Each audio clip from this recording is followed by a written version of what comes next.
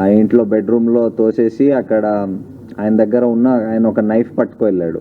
So ఆ నైఫ్తో he స్టాబ్డర్ and then వచ్చేసాడు. And in fact మనకి తర్వాత ఇన్వెస్టిగేషన్ డీటెయిల్లో చూసినప్పుడు మన ఐఓస్ రియలైజ్ దట్ ఇనిషియల్ ఆయనతో actually miss investigate telling but నాకు వినిపించింది, పాప అరిచినట్టు వినిపించింది. అండ్ 10 o'clock అలా he try to tell some story around that. So but అది అప్పుడు డిఫరెంట్ సర్కమ్స్టాన్సెస్ ఆ ఇన్వెస్టిగేషన్ చేస్తుంటూ అది తెలిసింది తర్వాత. సో బేసికలీ నా ఆ కేసు మొత్తం డిటెక్ట్ అయింది, ద మర్డర్ వెపన్ కూడా రికవర్ అయింది. దాంతోపాటు కొన్ని అదర్ ఎవిడెన్స్, అదనపు ఎవిడెన్స్ కూడా మనకి దొరికింది. సో దాని బేసిస్ మీద మేము ఇప్పుడు కేసుకి ముందుకు తీసుకొని ఫైనలైజ్ చేసేస్తాం. దీని గురించి ఆ క్వశ్చన్స్ ఉంటే ఇంకొక కేసు జ్యువెలరీ గురించి కూడా విల్ టాక్, బట్ దీని గురించి ఏమైనా ఉంటే అడగొచ్చండి. చెప్తారు. I think DCP Balanagar will tell about the slip and అండి. ఆయన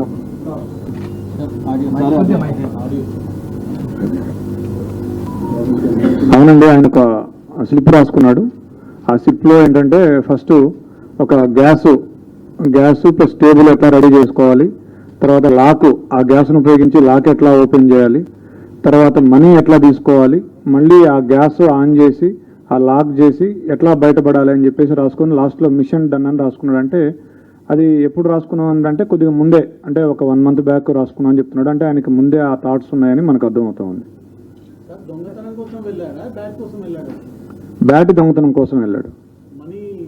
లేదు, మనం ఎన్నిసార్లు అడిగినా మనీ గురించి చెప్పడం లేదు. నాకు ఆ బ్యాట్ యాక్చువల్గా ఏంటంటే డిసీజ్డ్ వాళ్ళ తమ్ముడు 6 years ఉంటాయి, ఈయన కలిసి క్రికెట్ ఆడేవాళ్ళు. ఆ బ్యాట్ ఈయనకి బాగా నచ్చింది, స్ట్రోక్ బాగా ఉంది, నాకు బాగా నచ్చింది, నాకు ఇవ్వు నేను కూడా ఆడతా అంటే ఇచ్చేవాడు కదా పిల్లవాడు. సో దాంతో నేను ఎట్లయినా దాన్ని సొంతం చేసుకోవాలనే ఆలోచనతో 2-3 daysగా ప్లాన్ చేస్తున్నాను చెప్పాడు దానికోసం.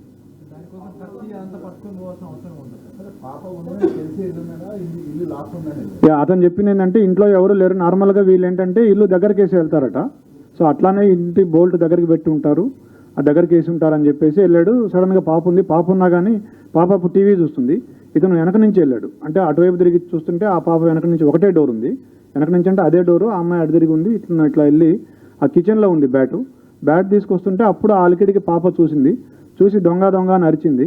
అరిస్తే అతను పరిగెత్తబోతే ఆ అమ్మాయి పరిగెత్తుకుంటూ వచ్చి చొక్కా పట్టుకుంది. పట్టుకుంటే ఆ కోపంలో తోసేస్తే మంచం మీద పడింది. మంచం మీద పడ్డాక కళ్ళు మూసుకొని విచక్షణ రహితంగా పొడి చేశానని చెప్పాడు.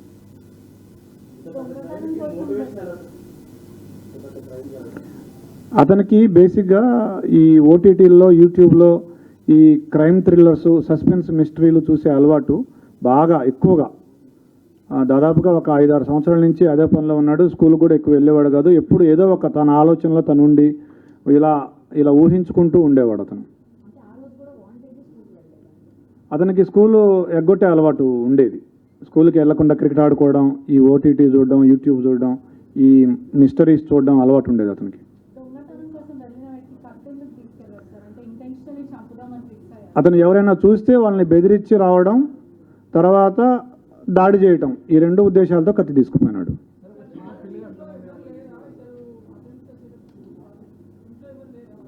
ఉన్నారు ఇంట్లో, వాళ్ళ నాన్నున్నాడు, వాళ్ళ సిస్టర్స్ ఉన్నారు, వాళ్ళ ఇంట్లో ఉన్నారు. వాళ్ళ మదర్ లేదు కానీ మిగతా వాళ్ళు ఉన్నారు.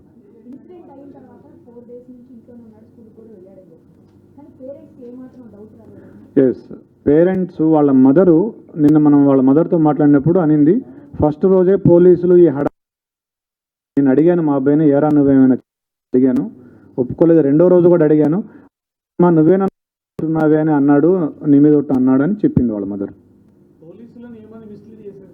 పోలీసుల్ని ఆ రోజు మేము ఫస్ట్ రోజే అతన్ని క్వశ్చన్ చేసాం. ఎందుకంటే రెండింటికి జస్ట్ 2 అడుగుల దూరం ఉంటుంది, ఆ ఇంటికి ఈ ఇంటికి పిట్టగోడకి. మేము క్వశ్చన్ చేసాం ఆ ఇంట్లో ఉన్న వాళ్ళని. 3rd, 4th floor, వీళ్ళు 4th floorలో ఉంటారు, 3rd floor నుంచి వెళ్ళొచ్చు. పోలీసులకి మాకేం చెప్పారంటే ఆ రోజు నాకు 10:15 ఆ టయానికి డాడీ అని గట్టిగా అరుపులు వినిపించాయి అని చెప్పాడు.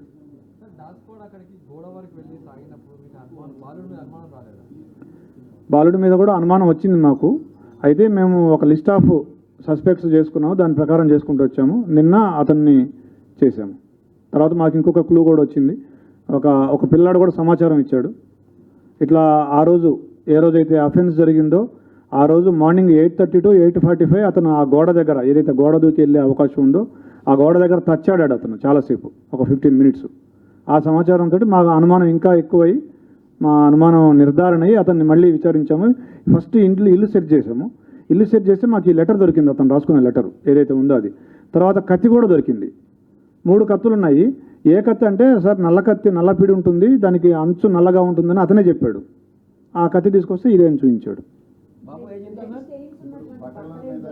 బట్టలు ఏం చేశాడంటే అతను అఫెన్స్ చేయగానే ఆ కత్తి అక్కడే కడిగేసి గోడ దూకి మళ్ళీ ఇంట్లోకి వెళ్ళేటప్పుడు వాళ్ళ నాన్న సిస్టర్స్ ఉన్నారు, వాళ్ళు ఏమైనా చూస్తారేమో అని ఆరేసిన షర్ట్ తీసుకొని ఇట్లా అడ్డం పెట్టుకొని ఇంట్లోకి వెళ్ళి బాత్రూంలోకి వెళ్ళి స్నానం చేసి ఆ టీ-షర్టు ప్యాంటు 2 వాషింగ్ మెషిన్లో వేసాడు. But we found some slight blood on the clothes. We have called a special investigation team, forensic team. వాళ్ళు స్పెషల్ లైటింగ్, స్పెషల్ స్పెట్స్ వాడి they are able to found it. I also have seen it. Yes. అతనికి ఒక కుందేలు ఉండేది. ఆ రోజు ఆ కుందేలు కూడా చనిపోయింది. 11:30కి మేము టైం లేని కూడా తీసుకున్నాం. అతని మీద అనుమానం వచ్చాక అతను 11:30కి బయటికి వెళ్ళాడు ఇంట్లోంచి. 11:30కి ఆ కుందేలుని తీసుకొని డాక్టర్ దగ్గరికి వెళ్తే ఆ కుందేలు చనిపోయింది ఆ రోజు. ఆ స్టోరీ కూడా మాకు చెప్పాడు. 14 years. ఫింగర్ ప్రింట్స్ ఇంకా నిన్ననే జరిగింది. ఇంకా వీఆర్ మ్యాచింగ్ ఇట్. లేదు, మనకున్న సమాచారం మేరకు ఇంతవరకు అయితే ఏం లేదు. బట్ వాళ్ళ మదర్ చెప్పిన ఒక విషయం ఏంటంటే, అతను 2 months దగ్గరికి ఒక ఫోన్ వచ్చింది, సెల్ ఫోన్. మేము డబ్బులు ఇవ్వలేదు, ఇతనికి ఎక్కడిది సెల్ ఫోన్ అంటే నేను కొనుక్కున్నా అని చెప్తున్నాడు. డబ్బులు ఎక్కడ ఉంటే చెప్పలేదు. అది వాళ్ళ మదర్ చెప్పిన విషయమే. సో దీన్ని బట్టి మీరు ఏమైనా అనుకోవచ్చు.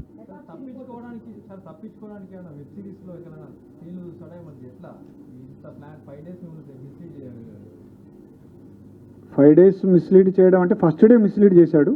మనం హ్యూమనిటీ మనకి ఇప్పటివరకు టెక్ రాలేదు కాబట్టి మనం అందరినీ విచారించుకుంటూ వచ్చే క్రమంలో. So basically it's a very typical case wear మీకు లిమిటెడ్ సస్పెక్ట్స్ ఉన్నారు. బికాజ్ ఆ ఇల్లుకి ఒకే కెమెరా దాని ఆపోజిట్ ఉంది, దాంట్లో ఎవరు వెళ్ళినట్టు కానీ బయటకు వచ్చినట్టు ఆ టైంలో లేదు. So we had very limited number of suspects. Motive prima facie ఏం మోటివ్ కనపడలేదు. సో ఈ idea that somebody side building నుంచి దూకి రావచ్చు అని అది కూడా ఫస్ట్ డే వచ్చింది. బట్ ఇలాంటి కేసెస్లో వేర్ మోటివ్ ఎక్కడ క్లియర్గా ఏం కనపడటం లేదు. అండ్ అంటే సో మెనీ అన్ఆన్సర్డ్ క్వశ్చన్స్ ఉన్నాయి మాకు యాజ్ ఇన్వెస్టిగేటర్స్. ఆ టీం అందరికీ చాలా అన్ఆన్సర్డ్ క్వశ్చన్, ఇదెందుకు జరగాలి అని ఉండేది. సో ఒక వే ఆఫ్ రూలింగ్ అవుట్ చేస్తూ పోవాలి, పాసిబిలిటీ ఇది కాకపోవచ్చు అని రూలింగ్ అవుట్ చేస్తూ వెళ్ళారు. And this is a typical case wear technical evidence, ఇప్పుడు నౌడేస్ మీరందరూ చెప్తూ ఉంటారు దట్ ఇప్పుడు టెక్నికల్ ఎవిడెన్స్ లేకపోతే పోలీస్ ఏం చేయలేదు. ఇది typical case where there was no technical evidence except the fact that ఆ ఇల్లుకి ఎవరు వెళ్ళలేదు, అది తప్ప ఇంకేం టెక్నికల్ ఎవిడెన్స్ లేదు. So it was very painstaking regular detective work అంటాం కదా, ఇన్వెస్టిగేషన్ వర్క్. అదే repeated same thing going over the same thing again and again చేసి అది బ్రేక్ త్రూ వచ్చింది. సో ఇమ్మీడియట్లీ మీకు ఎన్ని క్వశ్చన్స్ వచ్చినాయి, మాకు దానికంటే ఎక్కువ క్వశ్చన్స్ ఆ ఫస్ట్ డే వచ్చినాయి. బట్ ఆ క్వశ్చన్స్కి ఆన్సర్స్ ఎంత ఇమ్మీడియట్లీ ఏం రాలేదు. మీరు కూడా ఇప్పుడు చూస్తున్నారు, రీజన్ చూస్తే అలాంటి రీజన్ ఎవరికి స్ట్రైక్ కాదు, ఇలాంటి రీజన్ ఉండొచ్చని. బట్ ఇలాంటి కూడా రీజన్స్ ఉంటాయి అండ్ ఇలాంటి కూడా ఇన్సిడెంట్స్ జరుగుతాయి. సో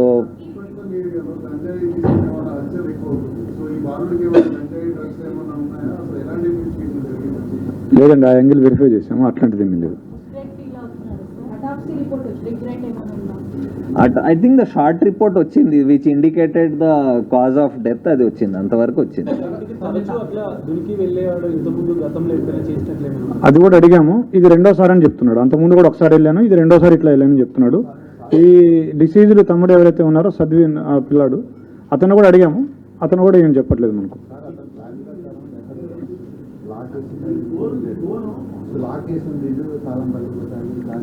లాక్ అని చెప్పలేదు మనకి. నార్మల్గా వీళ్ళు ఇది వేరే, ఆ లెటర్ ఈ దీనికి సంబంధించింది కాదు. ఆ అమ్మాయి చూడదు, ఆ బ్యాట్ తీసుకొని వెళ్ళిపోదాం అనుకున్నాడు అతను.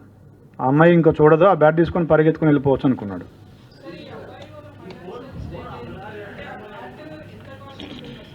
ఎస్, అడిగాము మేము, మరి బ్యాట్ అంటే మీ పేరెంట్స్ని అడిగితే కొనిస్తారు కదా అని అడిగితే, సార్ అతను ఉద్దేశంలో ఆ ఫ్యామిలీ ఫైనాన్షియల్ ఇబ్బందుల్లో ఉంది.